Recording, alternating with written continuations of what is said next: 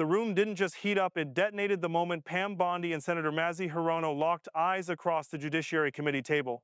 No warnings, no warm-up, just a sudden blast of words that sent shockwaves through everyone watching.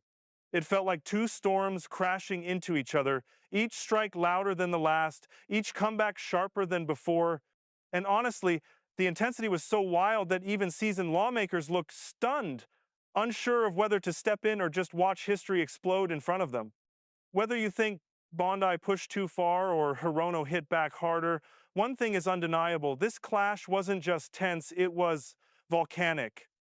And trust me, once you hear what sparked it, you'll realize this wasn't just a hearing, it was the moment everything flipped.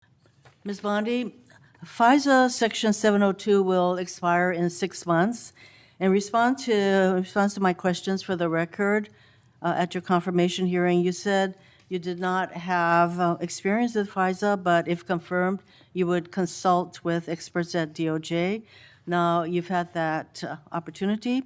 Do you support adding additional safeguards for searching Americans' communications in the 702 database? Senator, Section 702 is a vital source of foreign intelligence and instrumental in keeping Americans safe. We also take individuals' rights of Americans, their individual rights of all Americans, very seriously. And many statutory reforms to FISA have incorporate safeguards. They have to incorporate safeguards to protect our civil liberties. The Department of Justice looks forward to working with you to discuss anything regarding 702. Appreciate I believe that. my staff, and Senator, I also want to thank you for this hearing. Your staff met with my staff, and I greatly appreciate that. Thank you. We're going to be working on 702, so I appreciate the openness to further amending 702. At your confirmation hearing, you assured me that it is the Department of Justice's decision to determine what cases will be prosecuted. Last month, the U.S. Attorney for the Eastern District of Virginia was forced out. President Trump then posted the message behind me asking about prosecuting James Comey. You then appointed a new U.S. attorney who within days secured an indictment against James Comey. That social media post behind me saying, "What about Comey?" was directed to Pam. Are you the Pam that the president was referring to? I'm sure I was. So it's very clear to me that when the president posts something like that he considers the DOJ to be his law firm and you his lawyer. And in fact, very shortly after the post to you, Comey gets indicted. Last year, President Trump's new border czar, Tom Homan, was videotaped taking a bag with $50,000 in cash from undercover FBI agents after suggesting he could help with government contracts. Sounds like a bribe. 2 weeks ago, DOJ officials reportedly shut down the bribery investigation into Mr. Homan. Ms. Bondi, did you approve closing the Homan investigation, bribery investigation? Senator Hirono, as I stated earlier, the Department of Justice and the FBI conducted a thorough review, and they found no credible evidence of any wrongdoing. You were also on video outside the White House protesting with a group called CASA, where Antifa members were. Does that mean you're a member of Antifa? You know, I simply asked the question as to whether or not you approve the shutting down of the investigation, Mr. Homan. I have to assume that you did because the FBI reports to you. But the American people would look at the situation where this person is taking a $50,000 in cash, no less, and you testified today that a thorough investigation was done.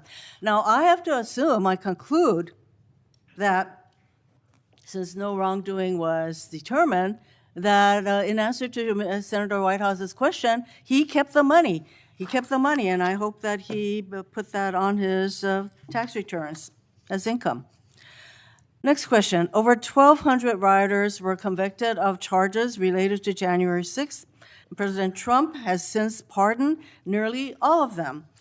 As if that weren't enough, last month there were reports that a lawyer for the January 6th rioters met with senior DOJ officials about setting up a compensation fund like the one that Congress set up after 9/11 to compensate these rioters. Ms. Bondi, is anyone at DOJ considering setting up a compensation fund for January 6th rioters? Yes or no?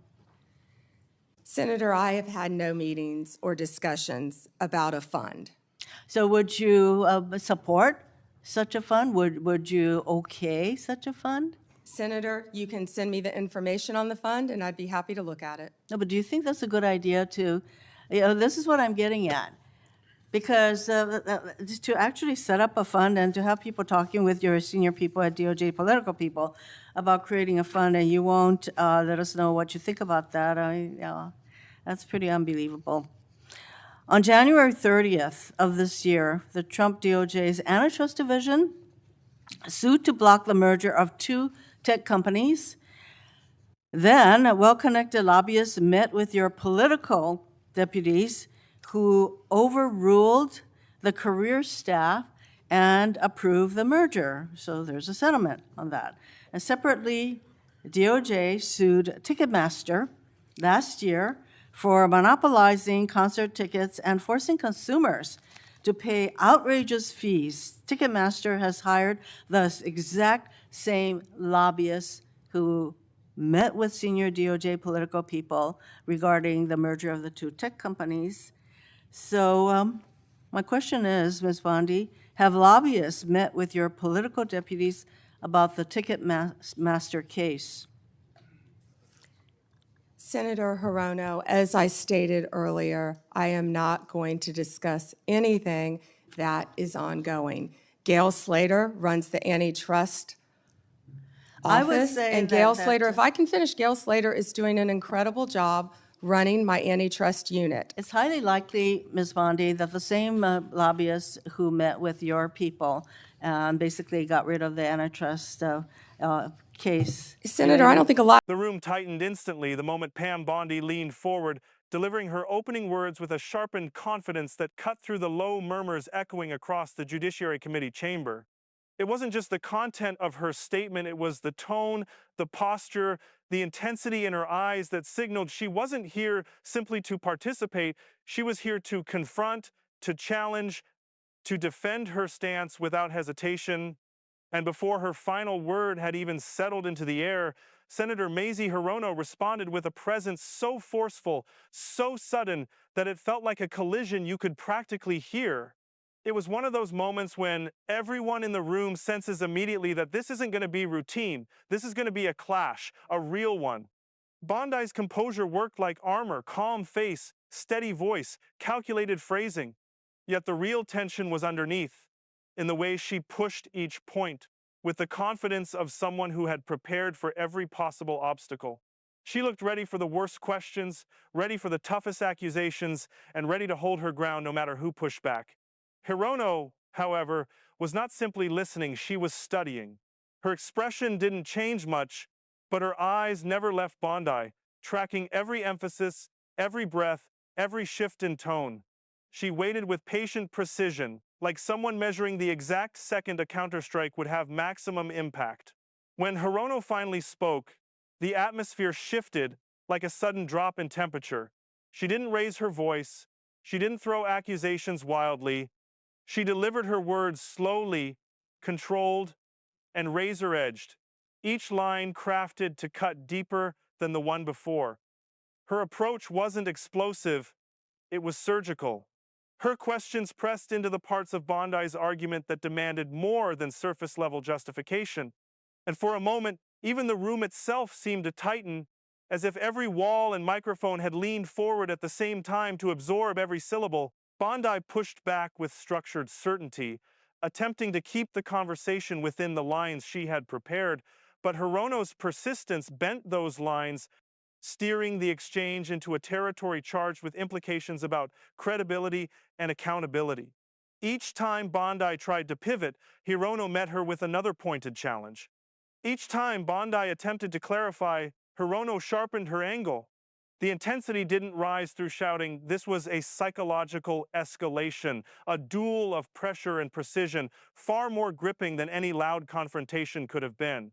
As the exchange progressed, the senators sitting around them seemed to sense that they were witnessing something unusually honest, unusually raw. Their usual stoic expressions faltered slightly as they glanced between the two women, recognizing a conflict that wasn't simply about policy points but about deeper, more personal convictions. The clash wasn't just verbal, it was ideological. Two different instincts, formed over years of public service and political battles, meeting in a moment neither was willing to soften for the sake of appearances. The more they exchanged words, the more it felt like the stakes were shifting beneath the floor. This wasn't just about the subject of the hearing anymore. It had become a struggle to control the narrative, to shape public perception, to prove who could remain unshaken under pressure. Bondi relied on firm assertions and controlled delivery. Hirono relied on unrelenting skepticism and the courage to push uncomfortable questions.